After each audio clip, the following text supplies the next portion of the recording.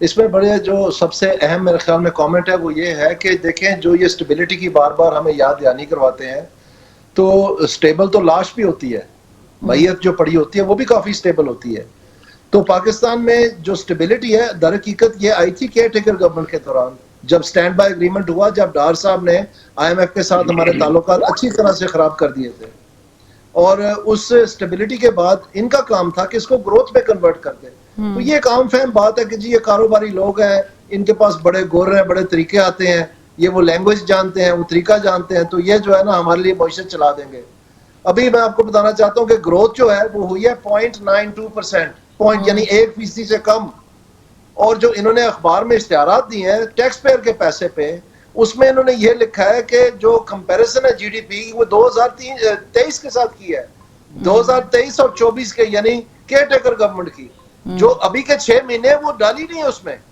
तो कहते हैं कि ये जो लफ्ज है बाजारी, ये कम तोल करते हैं, ये मिलावट करते हैं, ये कॉर्नर कटिंग करते हैं, इस तरह की बातें। तो ये उल्टा जो है, बजाय के उस तजर्बे का हमें फायदा मिले पाकिस्तान को, ये हमारे पैसों से ही हमें बेवकूफ बना। लेकिन आप ये भी तो देखिए, अप्रिशिएट करें कि डिफॉल्ट करने की बातें लोग कर रहे थे, डिफॉल्ट नहीं हुआ, मुल्क बच गया। वो कह रहे हैं कि हमने आम लोगों के लिए बड़े अच्छे अच्छे मंसूबे जो हैं वो लॉन्च किए हैं, बिजली की कीमतों पे काबू पाने की कोशिश कर रहे हैं, IMF कर्ज नहीं दे रहा था, उसने कर्ज दे दिया।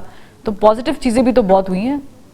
इसमें मैं आपको ये बताना चाहता हूँ जी कि जो आपने स्टेबिलिटी की बात की है, ये फॉरेन एक्सचेंज के हवाले से, इसमें इस साल 13 अरब डॉलर की रोल ओवर किया है गवर्नमेंट पाकिस्तान ने, 13 अरब डॉलर की।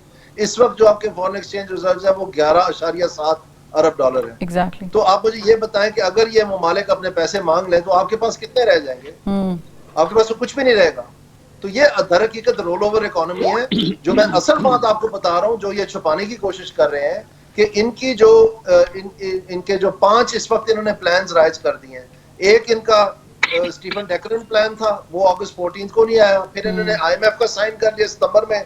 दिसंबर में आके इन्होंने पुराना 2 साल प्लान झाड़ झूठ के उड़ान के नाम से, जो अंग्रेजी के अखबार में पढ़े तो यूरैन बनता है, वो अनाउंस कर दिया। फिर जनवरी के महीने में इन्होंने दोबारा से वो प्राइम मिनिस्टर की वेबसाइट पे स्टीफन डेकरन प्लान भी चढ़ा दिया। अभी ये हम हजम कर रहे थे 3 प्लान के, इधर से वर्ल्ड बैंक आ गया, उन्होंने भी 10 साल प्रोग्राम दे दिया, और SIFC का भी एक प्लान है जो चल रहा है। तो ये 5 प्लान है, पांचों प्लान मईशत के बारे में, और पांचों प्लान में कोई 3 साल का है, कोई 37 महीने का है, कोई 5 साल का है, कोई 10 साल का है। सारों के हदफ जो है एक दूसरे से नहीं मिलते।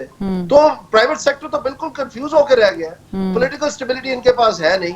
अब सड़क पे जाते हुए लोगों से पूछ रहे हैं जी को मशवरा दो, क्या है कोई ठोस इक़दाम करे। अभी मैं अखबार में पढ़ रहा था कि बिजनेसमैन बैठा के, तो चंद बिजनेसमैन जो कोई इनके वाकिफ है प्राइम मिनिस्टर के, उनको बैठा के कह रहे थे को हमें मशवरा दे अगले साल हम क्या करें। ये तो हालत है।